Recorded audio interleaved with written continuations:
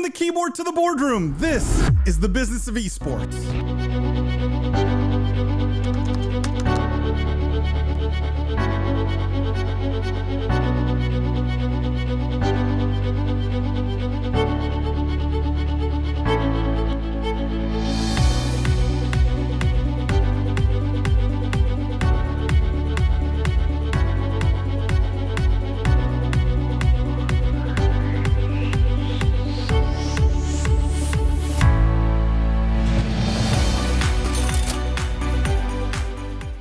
The Business of Esports podcast is sponsored by Esports Entertainment Group, a leading esports and online gambling company. For more information, go check them out at esportsentertainmentgroup.com. From the keyboard to the boardroom, this is the Business of Esports podcast. I am Paul Doalibi. I'm joined today by my friends and co-hosts, Jimmy Barata and William Collis. For those of you who are new to the podcast, welcome to the official podcast of esports. What we do here is we cover the most pressing gaming and esports topics and news of the week, but we look at all of it through a business and C-suite lens. We dissect, we analyze the business implications of everything happening in this industry. For our regular listeners, thank you guys for tuning in every week. Thank you for all the love, the 5-star ratings and reviews. We really appreciate it. Thank you if, by the way, you went on Amazon.com and left a review on William's book, The Book of Esports. We appreciate that as well. And by the way, if you haven't already, go follow us everywhere. On YouTube, on Instagram, on TikTok, on Twitter, wherever you get Business of Esports content. Would love for you to follow, subscribe, whatever mechanism on each social media. It's all appreciated. Jimmy, William, how you guys doing this week? Awesome. Yeah, Jimmy, you must have had a good week, right? I always have great weeks, William. I appreciate it. It's the start of September and I'm finally on summer break. My course at UCI just wrapped for the quarter. So I have a nice few weeks off. So I'm looking forward to that. Can I ask you guys a gaming industry question? The hardest hitting one I think I've ever asked. No, I'm just kidding. Is it about the Diablo 2 re-release? That's starting strong. Why do no game companies do their open betas or closed betas on Labor Day weekend? Like literally one of the only times where you can sort of dedicate some time to playing games. And they all do it like, New World is tomorrow or this weekend. Call of Duty is like in 2 weeks from now. Like, why not Labor Day weekend when everyone has the time off? It's a good question. I mean, I think partly it's just, historically releases and marketing events have anchored around certain calendar windows and it's difficult to move off of those. I think partly it's the devs would probably like Labor Day weekend too. It's probably pretty hard to do an open not beta allowed. on call. I mean, it's a lot of things. What's burnout? Yeah.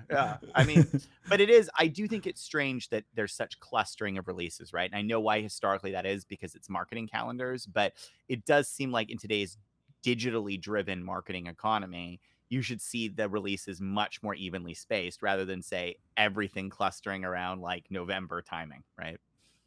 It is mostly frustrating for me personally, who would have loved to play a game or two, a new game in open beta or closed beta form during Labor Day weekend. And now there's no chance, right? Like next weekend, I'm not going to have time. And the weekend after, I'm not going to have time. Yeah. I had time last weekend. Well, and now you really want to have time because we have such an incredible guest today. There's going to be such insight and knowledge dropped. We'll be ruminating on this for months, Amazing guest who may have an answer to my question. That's in true. fact, he would probably know more than we would. We have none other than Mike Vorhaus, CEO of Vorhaus Advisors. Mike, welcome to the podcast. Thanks. It's hard going up against all these radio faces. This is why our listener base went down when we introduced video, right? They realized who they were actually listening to. I've never looked this good. Mike, for our listeners and our viewers who have not heard of you, and I'm sure there are very few, but those who maybe don't know the Mike Vorhaus story, would love for you to give them a bit of your background, how you got into gaming, why you got into gaming, what you spend most of your time doing today, what things you're excited about, etc. Just a bit of the Mike story. Sure. And by the way, the Labor Day thing, I think at one time it was very much, even in the early days of games as a service, literally you were still testing for bandwidth and load balancing. And I think now stuff's load balanced earlier, and then load overall is not really an issue anymore. So yeah, I personally got into games. If there hadn't been such good reading that I wanted to promote here over my shoulder, I would have had up a Ms. Pac-Man screen. I'm an arcade kid. When I got out of college, I was playing Doom and early Myst and whatnot. And then as I got involved in the internet digital non-gaming business, particularly around 95 when Excite and AOL both hired me as a consultant and an advisor. And then by the time I kind of got integrated into gaming as part of my professional consumer analyst work, which was 2000, kind of with the decay of the internet, it was kind of the right response. I was starting to get a little bit on the edge and spending more time in the pogo casual environment, missing planes, playing Pop It. I did miss a plane once playing Ms. Pac-Man in St. Louis, actually. And now today, I don't even try. I've been playing Dots for 8 years. It's a good game. I know. Ever since it came out. Yeah. Every time they change something, I'm pissed off at them. I wrote the founder one day, and I go, I cannot get away from these whatever the hells they are. And he goes, I go, I went to YouTube, and I couldn't even understand their explanation. And he goes, you got to do so and so and so. And here's 100 free bombs. By the way, biggest mistake of my life with Dots, buying something. The day I bought one thing, my entire relationship with the game changed. They're squeezing my you-know-whats every effing minute, all because they think I might once again reach into my tight little pockets. But the best thing about gaming for me has been, and I'll brag for a second, is that it's fun. You get to work with cool people. I've had the chance to know William quite a bit. If you're a smart guy and you're a lucky guy, you make some money. I was particularly lucky to have met Andrew Paradise and Jason Robbins almost 10 years ago each, respectively the founders of DraftKings and Skills. And I didn't have to write a very big check to get, 1,000x return 9 years later. So I don't think there's a better industry for me. I'd like to meet Elon Musk. I will admit that. And that's kind of the story. I got into it. I got into the internet. Internet led me to gaming. Gaming led me to my passions. And I love working with entrepreneurs. And it's all a game of scale from an investing point of view. And Mike, Vorhaus Advisors, just to be clear, works primarily with startups in the gaming space. Is that? Yeah. And I have to say, I think you'll find few companies, a lot of digital media, a lot of video content and whatnot, and social and whatnot. But, the really interesting thing about Vorhaus Advisors is you have never worked in a company, you've never even heard of a company with a more unified board of directors, more transparent, meets every morning, 7 days a week, 15-minute stand up in the shower, very few blockers. First thing they decided early on that I've subsequently amended was wine at lunch. I got rid of that. I found out at my age I couldn't do it. We haven't passed the private plane rule yet, but we're still got our fingers crossed. And Friday afternoons are off. This sounds like a great place to work. How can people apply? Watch whatever poor publication covers my obituary, and feel free to come on and step on in. No, it's a fun way to move towards the end of your career and get to work with guys like you and just some also great people, who I hope you'll have on your, show in the future. Jim Greer at Roblox now, and all the great guys at Roblox, and Emily Greer starting Double Loop, and my great friend in Israel, Toya, that we'll maybe talk about later, Roblox Studio that's raising money. And, there's so many great people around the world in gaming. Mike, is there anything you look for in particular in the companies you work with or invest in? Is there, I'm curious what the formula looks like for you, if there is one. So I do think it's a numbers game, and I do think luck is important. I do think you occasionally get an entrepreneur, and William has proven to be this, who is adept, will make the right decisions at the right time.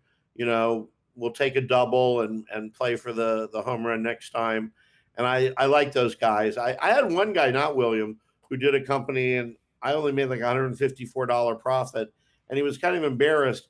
And I said to him recently, because he called me, it was quite a few years ago, and it was probably 5 years ago, 4 years ago. Anyway, just soon after I left Mag and Print, 3 years ago, I guess. And he goes, I feel bad you only made $154. And I go, hey, I went to dinner. I was happy. I appreciated the money. And now he started another company and he's in it for the long haul. I will tell you my pet peeves. And I don't necessarily not help somebody. Most of the VCs and most of the confederations of angels I know, they want to look at stuff broadly. I'm, a kind of wide entry point into the ecosystem. But I do not like lack of open-mindedness. And I will tell you that there are, I'll go no further in characterization than saying they're almost always male. But other than that, I will not get into nations or anything else. But when a 28-year-old tells me that I should invest in them because they're enthusiastic, and then tells me he doesn't need my money because he's already got his 15 million wrapped up, and I turn to him and go, make you a deal.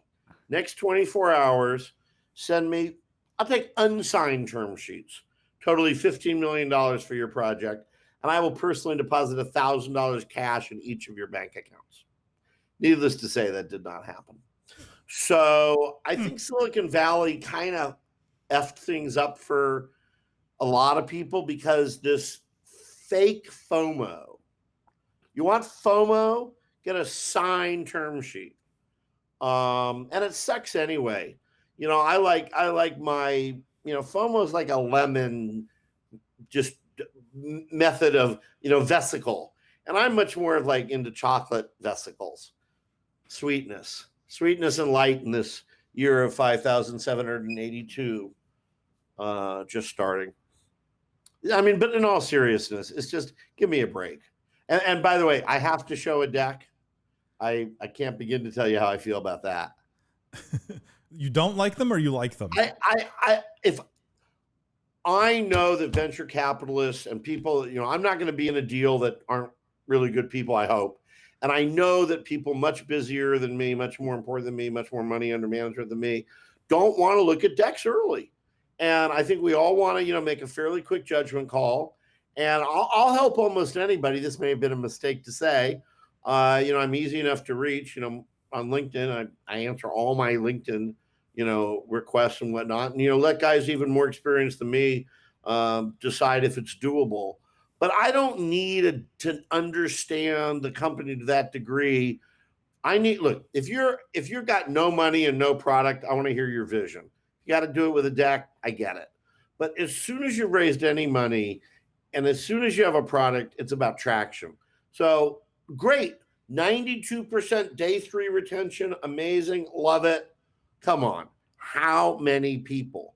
And by the way, it will take some entrepreneurs 3 minutes, which is a long time, to answer the question of 1,000 people or 500 people because they want to explain to me why the number they're about to give to me is good. And it's like, I'm cool. I get it. Products, you know what? Amazing.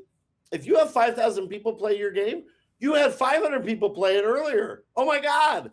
Surprise, surprise. And if you can get to 50,000, great. And by the way, the man or woman who says to me, well, what is scale? How many people should be playing my game before my retention metrics are reasonable? I love that. That's a good use of this phone call that you're having. And by the way, and particularly venture capitalists who listen to more of this than I do, don't have a canned answer for everything. William needs to work on this a little bit. You guys get that? You ever said something to William? I do. I always try to prep my answers. Yeah, well, yeah, and also you ask William a question, he just did it, and he jumps right in on you because he's effing smart, and so he knows the question you're going to ask. I got no problem with that. But with VCs, if you really want to play it, yeah, you have most of your answers right, scale, some key ones. But let's say it's a gaming situation. This is great. Let's say it's a gaming situation. It's a 3v3 action game, action shooter game. Seems like there's going to be a lot of esports opportunity. And the VC says, so how are you going to make it? How are you going to get it there? How's it going to become an esport? And you go, well, that's the question, right? Let's look at Overwatch. Let's look at Call of Duty. Let's look at Dota. Let's look at ones that maybe haven't done as well. What do they have in common? What's different? Let these guys see how you think. And then on a good question, please don't say good question after every question. I don't want to kill you when you people do that. But they do it all the time. Ask the guy back. You're right. You're right. I wish I'd been in a meeting the first time somebody said, I'm using Pinterest for UA at 10 cents CPI. And the VC said, yeah, but how are you handling Facebook CPI? And the guy goes, I can't seem to get out of the way of the bulldozer and I'm getting killed. Got any ideas? Got any guys who have figured it out? Because I can't do enough Pinterest. Now you're halfway to a term sheet. By flipping it around on them. And engaging in a conversation. Yeah. And actually showing people how you think. Mm-hmm. There are two types of people in this world when making arguments. Those who are thinking while talking about how they're right and to prove it. I'm giving all four of us a chance to resonate with that to some extent. And then the person, and I work my butt off at doing this, and I need to do it better every day, who's thinking about how they could be wrong. That's the smart guy in the room. Would you say then, Mike, like so much of what I'm hearing is not so much an evaluation of the business, but an evaluation of the people? Like, and it's a bit cliche, but are you betting on people first before you make any other evaluation? Usually, look, it is somewhat formulaic. If you're pre-product, pre-revenue, you've never done this before, you should not have watched, the Silicon Valley TV show. I mean, pure idea almost never works. And when it does, it's because it's David Helgeson's idea, the founder of Unity. Now, every now and then, if you've ever written a check to an entrepreneur, something happens. Usually it's, like in William's case, really great recommendations from people I respected, and he is, contagious. But sometimes it's something else.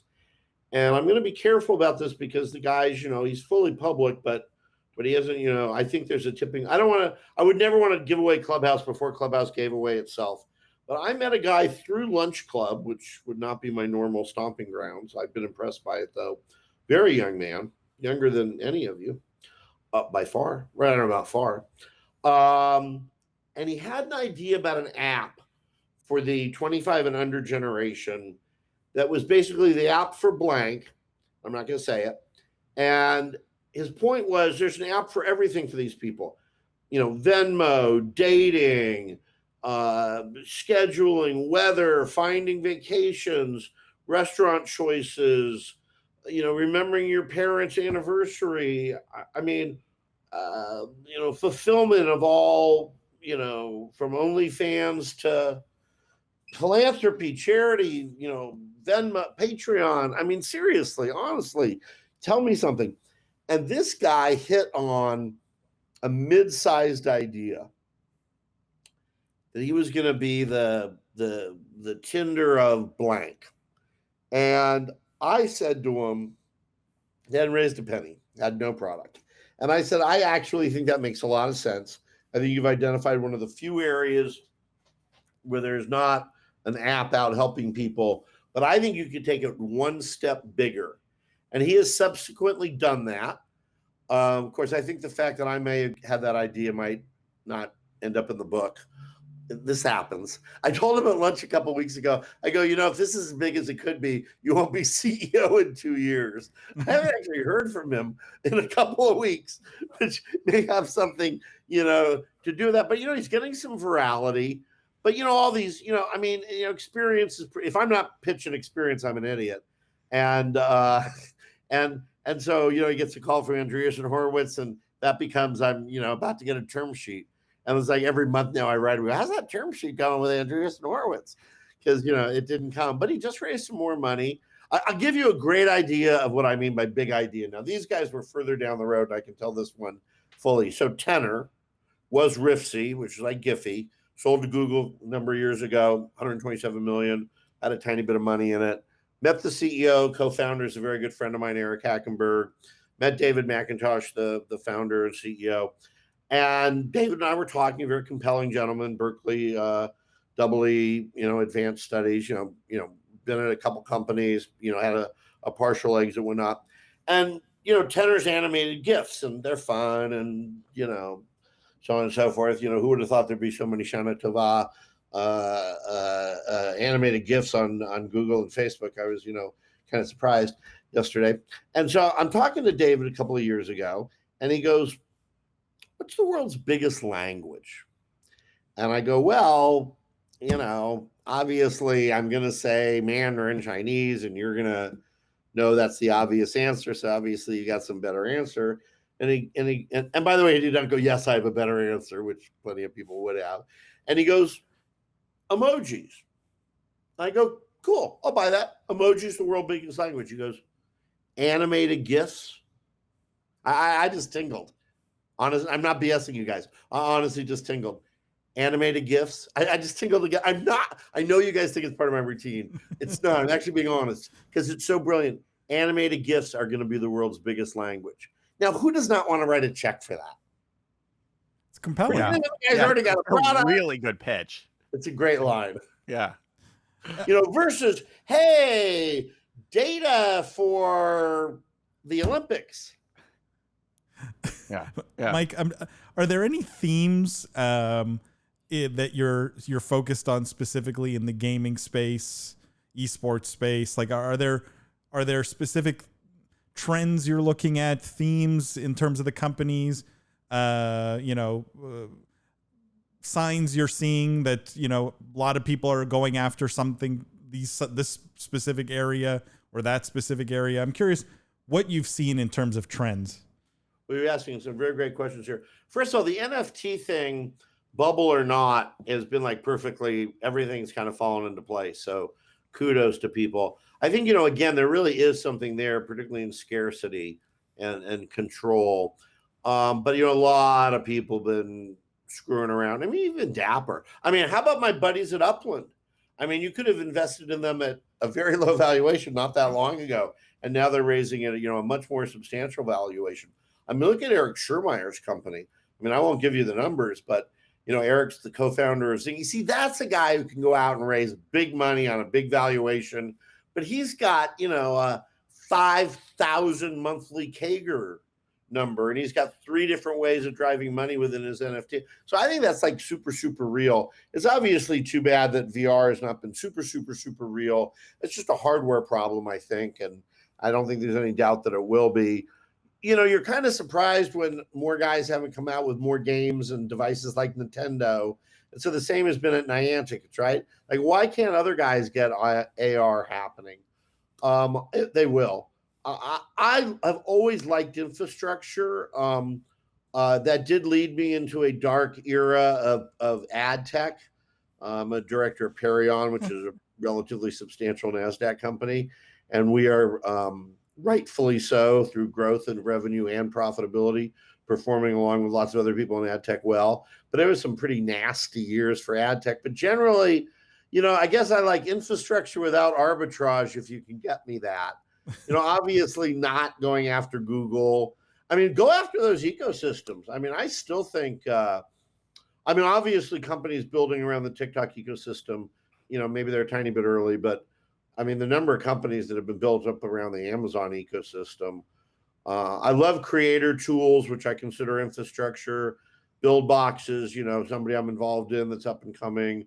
Manticore has done my hat is off to Frederick and to Jordan. They raised a boatload of money, and I think they've made a good engine. Unity is going to do things that none of us have even thought about. People are, Why aren't people better freehand artists? Well, probably because they're not creative. We got more creative people today than we had in the days of the popes and Michelangelo. And I guess we still got popes. No, but art required a certain amount. Now, cave art, early UGC, right? Presumably those guys had to go out and hunt and gather too. But they weren't full time, not full time. They weren't full time. I'm sure they weren't full time. I mean, they had to sleep all winter, right? That caveman stuff is, I don't know, but I'm ready for like a big one. I could last out 6 months. This I have to say, Zoom does flatten your face a little bit. If only they had thought of selling their cave art as NFTs. If only they would. Huge mess. So I think we're gonna, there's so many. Do you know half of 18 to 34-year-olds in the country have made a video and tried to monetize it? Now, most of them made under $100, but how many streamers are there out there? My buddies at Maestro have a low price streaming product that's coming out. It's actually out. They're not marketing it big time yet, but you could find it if you looked for it. How many people do you think would buy, the power of Maestro.io, but in a small piece of software that'll work with my, prosumer? I think there's 10 million people. I think there's 100 million people over the next couple of years making money in Europe and the US on games and content. My friends at Overwolf, where I'm blessed to be an early investor, these guys are killing it. And by the way, who's the original creator economy business model wise? Apple and Android, right? Take 30%. Everybody should have a store, and everybody should have a creator fund until further notice. And I would like to say a lot more about esports. I damn the people that want to argue incessantly about team valuations. Why? If Bobby Kotick wants to sell a team for X dollars and whoever the hell wants to buy it, maybe a lower price, a little slower walk up on that scale would have been fine. But this is not, first of all, the Clippers took forever to go from, 2 million to 2 billion. But, I've done research on this. The merch opportunity, it's little. Yeah, like Amazon. No one's going to buy it. Oh, my God. I mean, I think people could spend thousands of dollars a year on merch. And I think the audiences get bigger. I think tipping is way underdone. And how about gambling? How about fact that Mike, are you bullish then on the esports teams across the board? But not the valuations today. In general. So I'm curious then, besides respecting the merch play, right? We talk about hoodie orgs a lot on the show. What do you think is the next thing that these teams need to do to actually justify the valuation? You had also mentioned tipping, for example. Yeah. And so these people all get it, right? We've all know these same people, and some of them are extraordinarily talented, and they're all smart. So, we're a brand, we're a lifestyle. They're not, that's not wrong. That's right. So is, quote unquote, real sports. I think it's building an intense community, and I think it's trying to replicate, which is already there in many cases, but even bigger and even more intense, and trying to replicate what happens when you have a team in a city. And I'm not saying it's a bad idea in esports, but I'm not saying it's a panacea, which I think some people thought it was. But I want that same degree. I want like what you get with the Chicago Cubs. Once a Cubs fan, always a Cubs fan. By the way, everybody was saying 10 years ago, oh, the games are all going away. It's like, really? Like, how old is Call of Duty? How old is Counter-Strike? How old is Dota? I mean, if there's a game that should go away because it's too old, it's baseball. Well, I don't think you're going to get any disagreement here. Yeah. I love you guys. The question is why did Activision Blizzard hire someone from Major League Baseball? That was the question we sort of had a good laugh about here. Mm-hmm. Yeah. Look, let's be clear about this. I think all the hires have been pretty damn good. Nate Nanzer's a super good friend of mine. I just had Pete V over for lunch and whatnot. maybe He's the probably real quite question, happy to be out of Activision Blizzard. yeah, I get it for sure. You can see it. You drop 20. I mean, Bobby's nobody is a better. Well, Les Moonves was pretty good at this too. Nobody's kind of a better wooer, but the wooing doesn't go forever. But I think these guys got good experience, and there are other good guys in time, multiple business models. I think lower cost of goods, and I think they all know that. I think this idea that if your team's taking town cars to the airport, problem. Mike, I totally agree, right? I think the cost structures are untenable for a lot of these teams, and they're on this sort of merry-go-round of having to always raise more venture money because they continue to burn a lot of venture money. But how do you feel about mobile esports specifically? Like, this is a topic we come back to a lot, and you seem bullish on not just the gaming opportunity, not just the broader gaming opportunity, but the esports opportunity as well. How do you feel about mobile esports, given your experience with dots also? Well, I don't know. I mean, I guess I would have to think hard about how I would make dots in esports. I mean, you get into this issue of competition versus watching competition.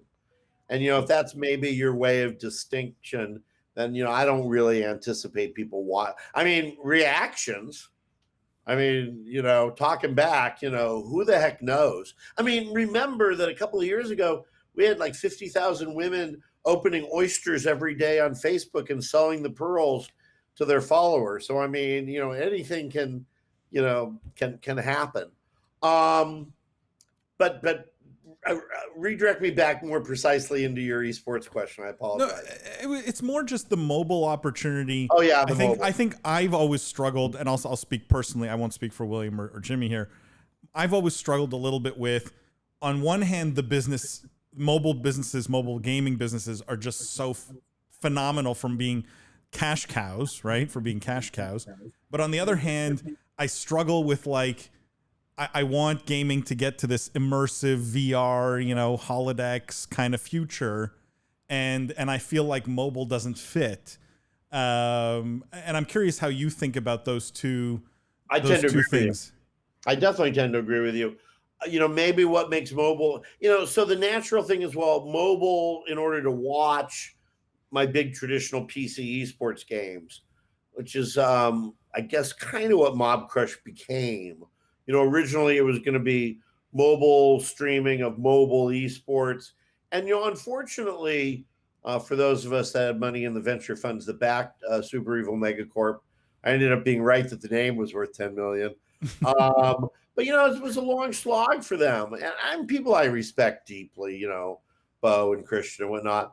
And they're whacking away at another game as they well should be. I had a huge fight with the guys. Nice. But energetic in Shenzhen at Tencent, I don't know, 10 years ago, 8 years ago, about could you have a mobile MOBA? And they're like, no way. And I'm like, yeah, well, 20 years ago, you couldn't have a console shooter. And now you can barely get somebody to play a shooter on PC. But, surprise, surprise, Tencent made the mobile MOBA. It just all seems inevitable, mobble first. It's not in the United States yet, but it sure as heck is everywhere else. By the way, 27% of 18 to 34-year-olds, 50% more than, say, TV, say if they could only have content on one device, this would be it. One, period. 55 and above, 70% television. And by the way, go further out. I mean, I love the fact that SoftBank, and I hope they do get redeemed, think about 300-year visions, because I've been trying to think about 50-year visions. I'm not sure physical screens are relevant in 50 years.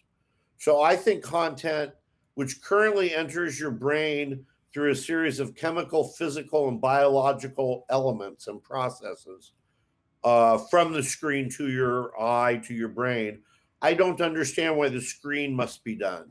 If it's physics, chemistry, and biology, ultimately, the content is going to be created and transmitted to your brain, and it is not going to matter because there won't be screens. Yeah. But I'll tell you this much, certainly in the US, don't sell your PC accessory stocks. People have been saying the PC is dead, not just in gaming, but in every regard forever that I've been in the industry, 25 years. BS.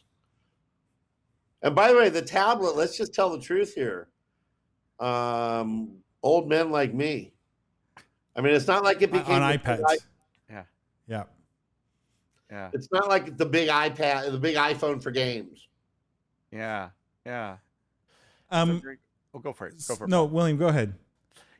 I'm curious. William's been relatively quiet today for William. It's more than any other episode. Yeah, well, it's because I have my way with him. It's because I get so much interaction with Mike anyway, because he's been a phenomenal supporter and an advisor and a mentor for me. So I'm thrilled to have him here. And I always like to hear his thoughts, but I want to go more into, and for those who don't know, Mike is highlighting the Book of Esports in the background, which if you haven't read this, you don't know how to read. But no, one of my the most flattering moments in the book was getting the endorsement from Mike. And that was not easy to get, by the way. That was not easy to get. I had to beg and plead and, come on, let me put your name on it. But, but does this work? William, you're married, but before you were married, did that work? You actually get away with that? Who knows? Who knows, Mike? Who knows? My track record. Hey, at bats, man. Mm-hmm. But it's the venture model. Yeah. But serious question here, because I'm curious. I like speculating on that future, the screenless future, right? I think that's super interesting.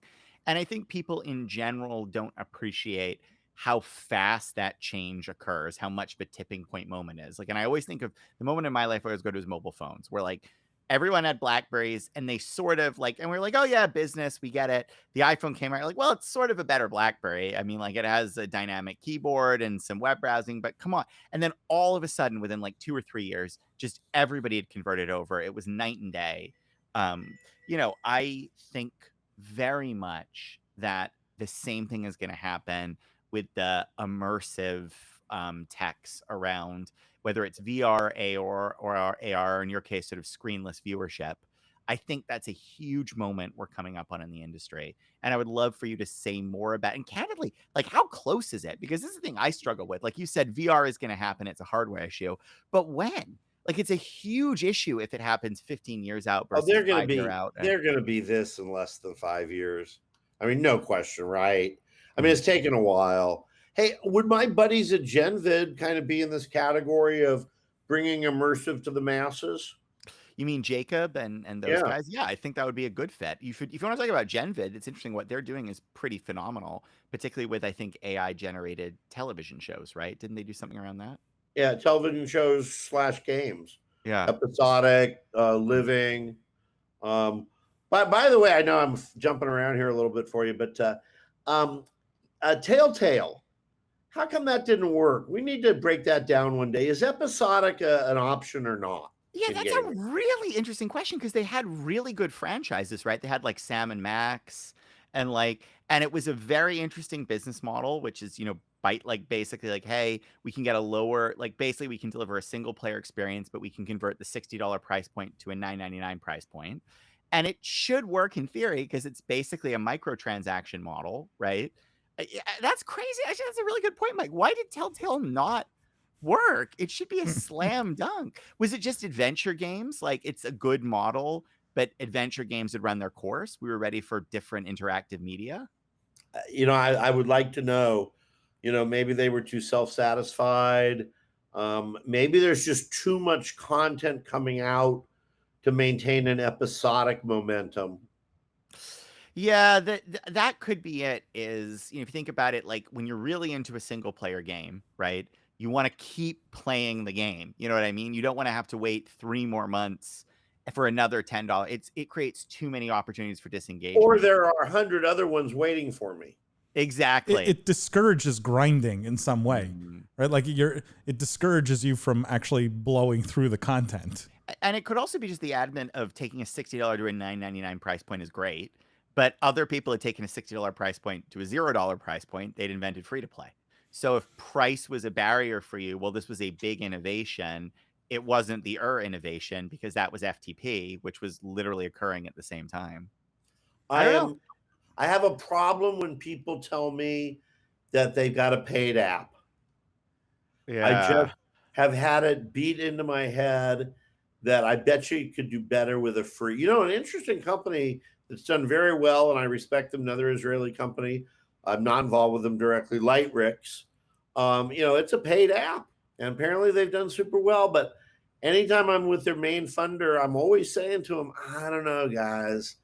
I just think, yeah, free to play and just whack the crap out of all the, you know, the pimple. Dr. Pimple Popper endorses this pimple filter removal for 99 cents.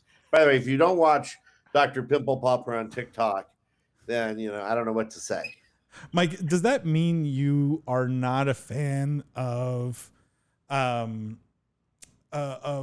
like any service, like ongoing service model, or like, is your view that everything is better off free to play in the gaming industry, whether it's content or games? Like, do you think Xbox Game Pass at some point doesn't make sense, or Netflix's upcoming whatever subscription they're going to do won't make sense? Or no, I think it's an awesome question. I don't mean to imply that. I am basically a SKU is free. So right. like when I did work for Bethesda, I'm like, dudes, I don't want to look at your spreadsheets. It's like PC, console, it's free. And don't tell me you're gonna, you know, mix and match and give them the things they're not used to. Let everybody, you know, The Sims Online years ago, if we had made it free to play at EA, instead of selling, you know, 100,000 copies, which is what I predicted, we would have had look, we had 8 million active Sims players in PC. We would have had millions downloaded. I'm sure we would have caught up with people. So it's hard for me to look at a paid app and not ask about the free model. But the free model to me is monthly subscription, IAP, power-ups, extras, no ads. If I was the king of apps, I would be like every app in the world would have a no ad button, you know, and you're 99 cents a day, a month, whatever. And I know, and I've had some great conversations with some great people, including one of my favorite conversations of all time with Andrew Wilson at EA years ago. And I said to Andrew, you're leaving money on the table. You should be charging more for your IAP. And Andrew said, I know that, and I'm cool with that because I want to overserve these people. I want him to charge 600 and you know, make every penny. And he actually had the wisdom to charge a lot, but less than he could have. And so what we've discovered is not only that there are whales, but that there is no average. Why are we selling things for an average price? I mean, it is amazing to me. I was on this small trip to Cabo just till yesterday, and day before we took out a small catamaran with a small crew, and they just threw this photographer on board. And you might go, well, the photographer was free. My point of view was I was paying for that photographer's like gas and food. And what I was kind of angry because no one, you know, told me. And of course, what they wanted me to do was to buy a picture because I don't have a camera. And I kept thinking from a business model point of view that, you know, free to have the photographer on the boat and every single picture costs you, you know, where was the free picture today of this amazing thing where the fish were trying to eat me instead of the Doritos? And then I buy 5 more pictures.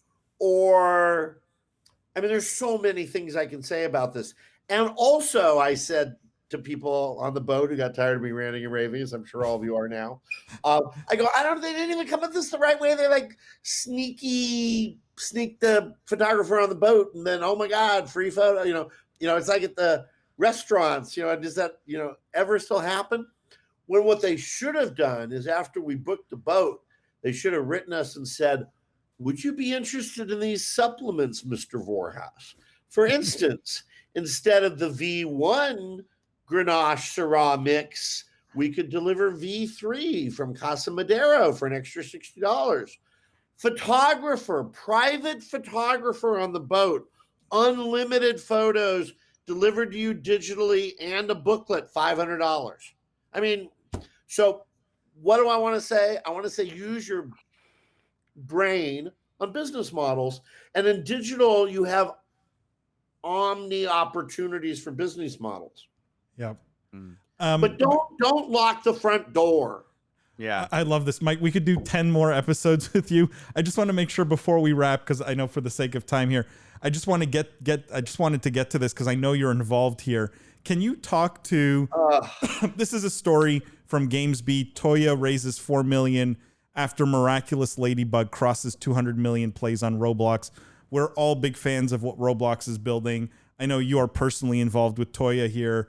Could you just speak to this a bit and what Toya is doing, what your experience has been with Roblox, if any? Or and I'm super proud to say that both when I worked for other people and then when I worked for that amazing board of directors that I mentioned earlier is showering with me every day, that Roblox is a client. And I think the world of them, and Dave Bazuki is, I mean, I don't want to ever like have an argument with him because Dave will always win, but he is a visionary. He is in gaming, you know, Elon Musk and David Helgeson rolled together. So I had this great opportunity through my good friend named Guy DeBeer in Israel to meet Anat Sperling and Ifat, whose last name I cannot pronounce right this second, who founded Toya a number of years ago. And they started making games. They wanted to get to girls, minor females, and they wanted to get games in front of them that were positive role models. And they started on Minecraft. They're not like not fun. It's just that it's not, you know, the guy's not, you know, bringing home the bacon and the woman's not, you know, changing the diapers. It's, you know, every, you know, gender is not central to the role of the people in these games. And of course, in Miraculous Ladybug, you have a female protagonist anyway. And Anat Sperling, the CEO and co-founder, a filmmaker, a feminist filmmaker, a feminist, a great person, one of the best Israeli business people I've ever met, great listener, great talker, is always open to new approaches. And they did not give up. They raised about, you know, $1 million or so, made a couple of games, killed bad games, Supercell. We talked about killing games. We talk about killing games now in our ongoing relationship. And they've tried some different IP and they've tried some different co-devs. Zag, which is also Israeli based, came to them. I may have played, I can't remember if I played a role in that introduction. Meanwhile, we were kind of running out of money. You know, I mean, you know, the number one thing you know about a guy who's raising around is he doesn't got a lot of money in the bank, generally speaking. I mean, we can make games very inexpensively in Israel, and she also has a substantial team in Ukraine. And by the way, majority of the technologists, developers, coders, et cetera, at Toya are women. They even have, they've done a number of things in terms of diversity and inclusion. And they launched the game, Miraculous Ladybug, and we saw amazing virality. One of the many things Roblox does to help their studios is they give you a good testing environment with thousands of players. So if it's a great game, it will get great metrics. I look at them regularly for Toya. And, you know, when we did 1 million, 2 million, 3 million, and the next thing I know, we're at 10 million in 5 days, then we're at 100 million in a month. And I start calling everybody that we've ever met with on the funding side. Hey, did you hear about a Anat's hit game? And, you know, Anat puts out an update and updates her deck and hits the road. And all the best people looked at her. We got really close with 1 or 2 very traditional big names in mobile game funding, who, of course, wanted to know if we're really just a stalking horse for iOS, Android, which, you know, I imagine Anat's considering that. But if you quadruple Roblox overall, you recognize that which is easy to do. You go, I mean, they're opening in China. I mean, Toya probably doubled their numbers just by going live in China. And you increase the number of Robux, and you recognize that there's very little UA cost because it doesn't work in the Roblox environment. It's all algorithm driven. There will be $100 million profit games coming off the Roblox platform. And by the way, when, you know, a studio of 10 people can make, you know, $10,000 a day, that's pretty good. I mean, we can't all be Supercell overnight or Playtika. And she ended up, surprise, surprise, hit game, good cause, good team, couple of term sheets, oversubscribed. And, you know, we could have sold the whole company for nothing because, you know, our valuation is still quite modest. I know one investor who I won't name in public as much as I would like to, who said to me recently they only invested because she was a woman and because I asked them to. which I was deeply offended by, and I wanted to write him a check immediately. And lo and behold, when he converted it, 20% discount below the current price, his only question was, can I buy more? Mike, I noticed in this round was DraftKings, and I guess my only question was, given the audience for these games and Roblox, I know the data shows there's a lot of 18 plus on Roblox, but at least the feeling is it trends younger. How does DraftKings sort of look at this kind of investment, given the nature of their business? Oh, great question. I'm really glad you asked that. So, DraftKings, Jason Robbins, Paul, Matthew, they saw a lot of early stage deal flow, and they had a little bit of liquidity at different times. So they started becoming angel investors. And it became clear that A, they had good deal flow, and that B, some things made sense for DraftKings, some things didn't. And they said, you know what? And this is, I don't know if it was Jason Robbins' idea alone, but, I adore Jason. I think he's the next Mark Benioff. I mean, I'm not going to say Jason's Jobs or Gates, but I think he's, the most amazing, scaling businessman. And he said, you know what? Let's start a fund. We'll call it Drive by DraftKings. We'll seed it. I'll throw some investments in. All the guys who made a ton of money. All of us who made a ton of money on DraftKings, we can't stop giving money to each other. And so it's like, Accomplice put in some money and Boston Seed put in some money. How do you say no? We're talking about, Rain, we're talking about gigantic, returns. It's a $22 billion company. And lo and behold, they had a fund with LPs and they broadly want to do gaming. They don't expressly anymore want to just support DraftKings, but they will do esports data. They will do sports data. They will do sports betting. But they also want to do creator economy. They also have a diversity and inclusion mission. And when they announce their superstar advisory board, you will see it in all of its importance. And so it is, in fact, a standalone company. I will guarantee you that the worst thing that could have happened to us at Toya would have been for DraftKings to think somebody would have thought that in any way they're interested in gambling on Roblox. First of all, you are an idiot because Dave Baszucki will have you removed from the planet if you come up with that. It's not a good idea, and it's not going to happen. And will Roblox age up? No doubt. We should not forget that one of the biggest groups playing Toontown in the old days, a kids game at Disney, an MMO, were also EverQuest players in many cases. But this is getting away from DraftKings. This is the Roblox big question, is how much can you age up? Do you need Roblox for adults? It's an interesting one, and I was one of those EverQuest players that played Toontown. So there you go. And you look even more that way today. There you go.